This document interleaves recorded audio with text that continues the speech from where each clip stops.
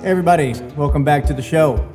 We got a special treat for you guys. When we were down doing the Randy Bloomer interview, he toured us through his shop, and really gave us a peek behind the curtain as to what Bloomer's doing, the why behind how they've been able to be the #1 horse trailer year after year. It's very apparent to see that Randy has built a culture within the Bloomer trailer business, and that is so important as an entrepreneur myself.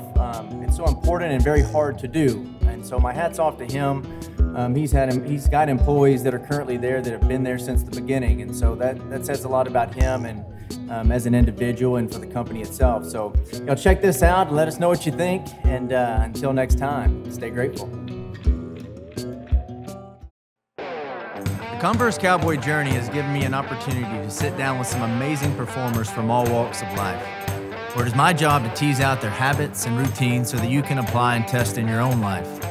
I've learned, I've grown personally, I've been enlightened, and I've been humbled.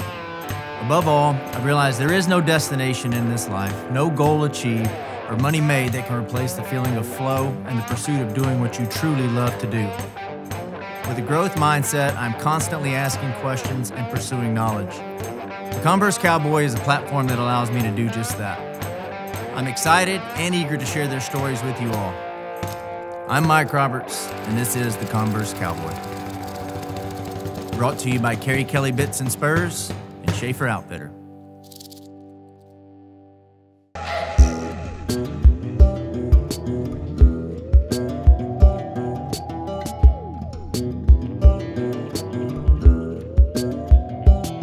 When they start the process, they bring it in, it starts all right here in the saw.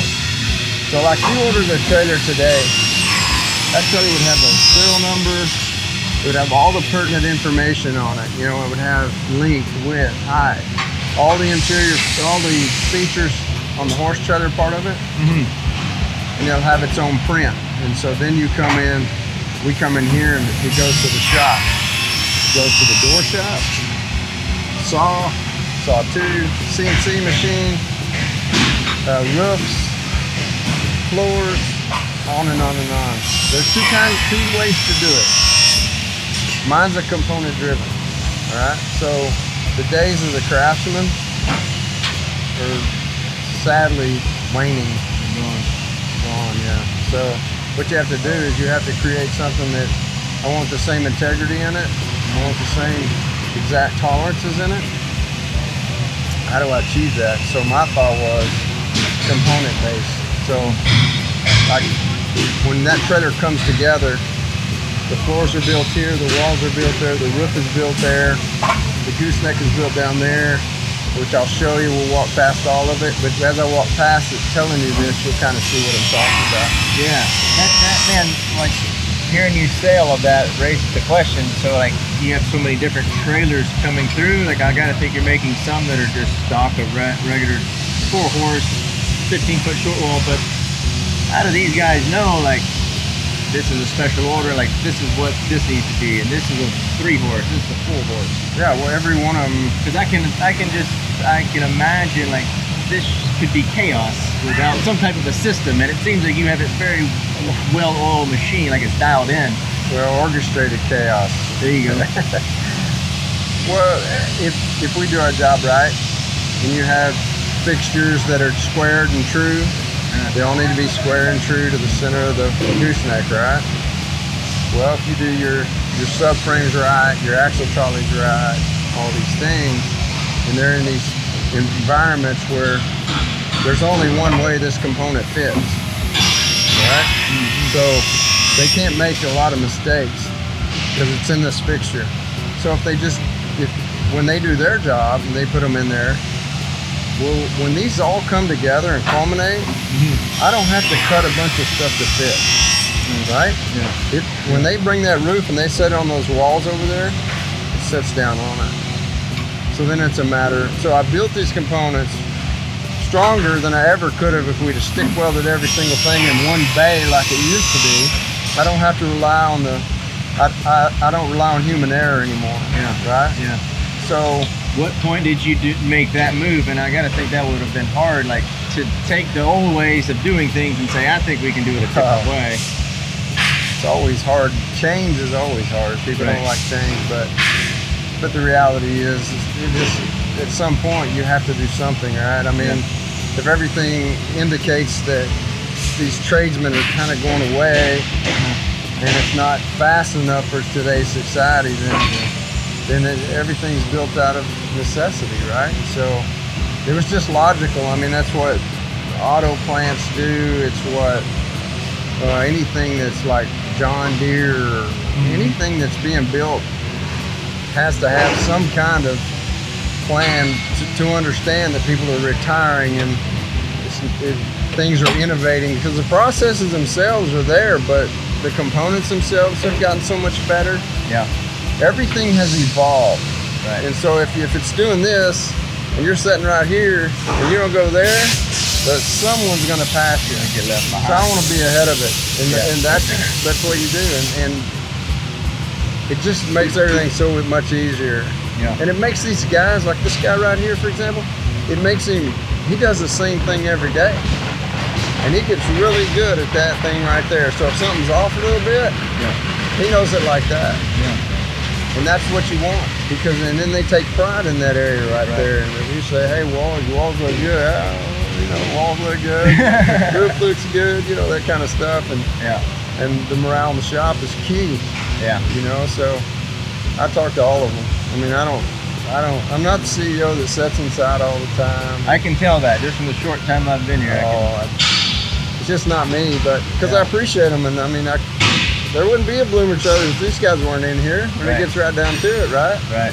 So, and they want to be good. They want to do good, and I want to do good for them.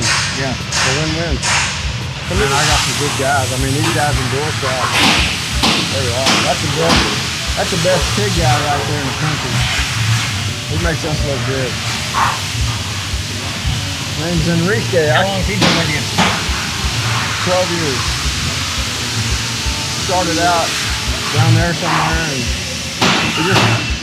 pigging's kind of like an artist, right? I mean, you got to use both hands and your foot, right? Yeah. So it's like flying a helicopter. And they just have to have that eye and the patience. It takes a real patient guy, because it's 3 times than big, right? Picasso, I was going to show him some of your work. Oh yeah, see that? Beautiful. It's pretty cool, huh? Beautiful. It makes it look easy. Come look at this warehouse, real quick. When did you move down to Salado, Randy? 2000 And why Salado? well, we had a lot of offers when we'd outgrown this old plant down there, and it was not real good, but it's all we could afford. Yeah. And we had some land over here already, my wife and I, and I had a partner over here at the time, and we were going to keep it to Texas first of all, because all these other these states were looking for stuff. They want industry, and they all had these municipalities that wanted these industrial areas and whatnot. And they were offering a lot of stuff, but they weren't in Texas. I'm Texas born and bred. You weren't going anywhere. And I know a lot of people don't like that part, but I don't care. Well, I got to think there's a lot of people that do though. Like it. Texans for sure. It's been good. I mean, we're in a central area right here, and they go all over the world. Yeah, it literally, makes these sense. trailers. So it's sure didn't hinder us any. I can say that. Yeah. We've been here a long time, and it's funny. You know, we revamped it. I don't know how many times. You know, I mean, it just wears on you after a while. You start using stuff enough, something's gonna give. So you get new racks. And there's 1,000 moving parts here every day. Yeah. But the key to it, I'm a stickler on knowing the numbers. I want to know my numbers, and I want them to be accurate so I can make good decisions. Yeah. And the way that they set this warehouse up, I hired a new purchasing guy, and this lady down there, LaShonda, is from an area where she was used to making stuff available and accountable. So they both together brought it together, and man, I'll tell you what, it's much nicer. You got to know where your stuff's at. You got to know what your costs are in it. You got to know how that cost transfers over to the cost of the trailer. I mean, you just have to know those numbers, and then you can factor in your labor and all these other things. But Yeah. that's just, I just want to know. And so the best way to do it is accountability from people that know how to do it better than you, right? Right. So that's why we did this way. Everything's So this marked. is stage one. This is where it starts. This stuff comes in right here. That's her office. You like that office? Dude, that's awesome. That's really cool. It's just, man, I'll tell you, we hadn't even washed it. This is scraps. It what? It was just scraps. Yeah. We had old floorboard. So Oh man, that's clever though. they're supposed to be out here plumbing it now. That's clever. Today, as a matter of fact. As far as your electricity, stuff. But Yeah. anyway, it starts here. So those orders I was talking about, let's say you place an order today and we do our stuff, it's going to go into engineering, right? The very guys we talked about a while ago, Ben. It's going to go in there and he's going to have every department its cut list, okay? And what it needs, down to the rivets to goosenecks, whatever it is. So that's all the information. That's the birth certificate. And then you start moving it. You send it to the shop. They put Was it it in always production. like that? Like, is that how you started it? Was it 98 when you started the company? Did you have that process in place where you had everything with numbers? Yeah, you have to from a manufacturing standpoint because we're governed by DOT and NHTSA, so anytime you create you're able to create a VIN number, then you have to be licensed by the National Transportation Safety Board and all this stuff. And so you always had VIN numbers on them. I started with 003. Okay, so I have 004 outside, and that was the trailer first trailer we took to the NFR in '98. Yeah. And I was able to find it, and finally just some friends of mine from Arizona caved last year, and I bought it from them. Do you know who had 003? I do. You know what? There's some folks out of New Mexico, super folks, and they said it's coming to you one of these days and all this. So it'd be kind of neat to Are have. they the still first using two. it though? Like it's still going down the road. They're using it. Yeah, they're trail That's riders. awesome. They are. That's awesome. So we've got, if I can get that, it'd be 003, 004, which were the first two. I had the first stock trailer we built. I built for my dad, and got it back. He passed away, and I had it. And I still use it some, but Yeah. and then I never built one or two because I said when I retire, I'm gonna build one and two for me. There you go. We'll see. That's awesome. Yeah. That's all. You had that in mind back then though. That's why you started with 3. Hey, I had big dreams. I didn't know if any of them would ever happen. We had a 50-50 chance. Yeah, but like keep so, from dreaming. Bloomer is the Cadillac of horse trailers and in the performance horse world, or shit, really any horse discipline. Did you see that vision when you started in '98? It was like, is all of this part of that vision when you started? 100%. I'll tell you my attitude back then, and I was young. I was 33 or so, something like 34 maybe. But my attitude was pretty specific. I said, I don't care if we build 1 or 1,000. I want it to be the best one on the planet. Yeah. Touch every part of it. If there's something better, I want it on it, you know? Yeah. And I've never wavered from that part. And we're on 6,500 or 7,000 now. I don't know how many, but never changed that. Every component. I love it. My same old philosophy is I want airflow for the horses. I want safety for the people. I want the manger to go out pan. I want these horses to be able to get their head down and drain. And all that came out of stuff before I ever started doing trading, But that's just my key. CNC does the same thing.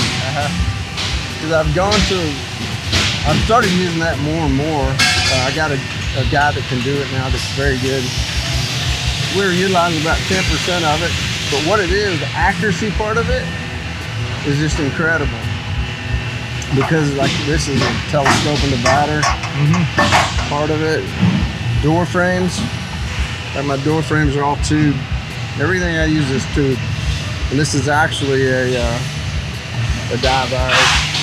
What it does, what you want is you want these things like this is like the bottom of a drop feed door. It'll be up here. This will be TIG. The window will be in there, and then this. Everybody used to say, oh, they're using some kind of channel, I mean, some kind of rail. It's not. This piece right here, when this other component comes up, it's CNC. These are all CNC routed. It'll come and fit perfectly inside. The other piece will be just like this. So what I was after was I wanted structure all the way down it, right? Well, if you got these that fit in here, this same piece, the female end of it, it's not the right one, but I'll show you kind of. So if it fits like this, and then you have a stainless rod you drop down through it with some stainless bushings in between, washers to keep it from wearing, then that thing would have to fracture every piece, and there's not enough to take an impact that we wouldn't be talking about the door. You know what I mean? Be catastrophic, but yep, it is. Yellowstone. So this will be, we'll have an 8-horse, 6-horse, and a stock trailer up there. So this will leave a couple of weeks to go up there, set. So you spent some time on the show. Not much. What's I spent that? about 15 hours for about 10 seconds. But you were, what was your character's name? They did me, cameo. Oh, right on. It was fun. What a great group. Yeah. You know, they're a super group of people, and I was impressed with the choreography of that because you're on a remote location. Yeah. When they leave this location, they're only there a few days. There's nothing left. You wouldn't know anybody that ever been there. Yeah. And they have base camp, which is 45 minutes, you know, from there. And they take you up in a van the day of, and the horses are already there, all this stuff. But when they shoot like 5 shots, then the cameras rotate. Well, you're talking about something I've never seen ever, right? So you're sitting there like, first thing is being next to Kevin Costner in the first 30 minutes is like, you just think to yourself, this shit just became real. Yeah. Suck it up, you know? I mean, you had a speaking line, right? I did, but I only wound up saying great. So, but it's okay. It's okay. I didn't know that I didn't know much about it at the time. I knew that we were doing all these scenes in reverse, which I thought was odd, but then they had it together. But, you know, Taylor, he's a remarkable guy. He just his mind and the way he thinks, and he turned into a good friend because we don't want anything from each other. That's awesome. We're just friends. And, and so I got a lot of respect for him. Yeah. But he's doing the deal. He's got it going on. He got a bunch of stuff in the works too, but we'll see. No, I mean I had a cool episode coming up, and my daughter she decided to get married at the same time it's going on, so I thought with daughter wedding or go do this deal 4 6s. Daughter wedding. Taylor was cool about it too. Yeah. But no, it's good. It's a good relationship, and I really like all those guys. They're we stay in touch now. I mean, it's just real people. Yeah. It's real people. So I'm happy to be the one. Well, that's what's cool about it. I think a lot of those guys are. There's some actors, but a lot are horse people. Like Rip is into reining horses, and Taylor. Hell, I was sitting in a cow box with Taylor not too long ago. You know, so he's actually doing the thing. Taylor's heavy into all horse-related activities now. You know, he's from his reiners, kind of where he started. Now the work cow horse deal, he's big into, and cutting. There's some good cutters. He's good for our industry, that's for sure. Yeah. You know, he brought a lot of notoriety to it in the right way. Yeah. So guys like him don't come along very much. Right. One thing I learned years ago, kindness does not equal weakness. 100%. There are a lot of people mistake that. Absolutely, and you get narcissistic. Anytime you start believing your own press and reading about it and just sticking your chest out, there's somebody gonna come along and kick your ass. I promise you. Yeah. It is. Yeah. So these are real guys. They each have their own problems. They each have their own opportunities, right? Yeah. Outside of here. So I'm gonna treat them all just like kings and queens until they don't deserve it. And then we'll have a talk. And if it goes the way I hope it does, they'll stay. If not, they're out. Period. Yeah. So you gotta have a leader, but it's just in the way you lead them. Yeah. I want it to be fun here to build these trailers. Yeah. It can be. It can be profitable. It can be fun. It can be good for their careers. And I want them here 15 years. You know. Yeah. I do. From the human side of it, I think in any CEO, you got to have the human side of it in there at some point. You have to, develop some type of culture. Yeah. Right. It's all about culture in the shop. That's what I said. Yeah. And that culture in here is if well suffering because guys are out, they'll send a guy from detail. I don't have to anymore go out and say, hey, why don't you take this guy and put him here and this guy and put him here. The supervisor will do it themselves. So in a Monday and Thursday morning meeting, they lay out their strategies for the week. And then I have the people in there that can help. If you ever have an issue, you don't have to fight a battle here by yourself. You know, whatever it is, let's figure it out together. If there's a better way to do it, let's put it into play. So you include them in the decision-making process. And you know what? A lot of guys just never get a voice. Right. I mean, we've done some cool things on these trailers because of those meetings. Yeah. It's fun. You got to give them credit. Hell, I might hug them. I don't know. Yeah. I've been known to do that, but. So you're having meetings every Monday and Thursday. Yeah. You're in on them. And who, like your managers? All my managers. My son Jake will be in there. Todd, the tall guy we walked past, he'll be in there. Anybody that can move the company in any way, because you got sales, which are those guys, and then you got your CAD guy, which is Ben you met. Yeah. And then I basically try to just listen, and then those guys will go through their strategies, and most of the time now I just say that's a great plan. Let's go for it. It's the way it works.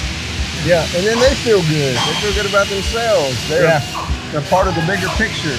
People get hung up on themselves so much a lot of times they can't be a part of something bigger than themselves, you know? And I challenge my guys here that, you know, be a part of, this is a pretty good team, and I'm not gonna get beat out there. I promise you, you can be on this team or not, but I'm going to the top still. Yeah. So what about that? Like, and I don't know if we want to save some of this for the interview, but like, is it a competition between you and the other trailers, or is it a competition between you and Randy Bloomer? Me and Randy, and that's the way it needs to be. You know, we were talking about this earlier about how you want to have proprietary stuff, which we do, and every manufacturing company has that. But it's not a matter of whether we want to copy somebody or not. You know, I'm past that. Yeah. If they don't realize by now that they can come copy our stuff if they want to, I'll be the leader. I'll drag them all up with me if that's what it takes. You know, I don't care, but I'm not going to stop innovating. So they better hustle. That's all I can say. Yeah.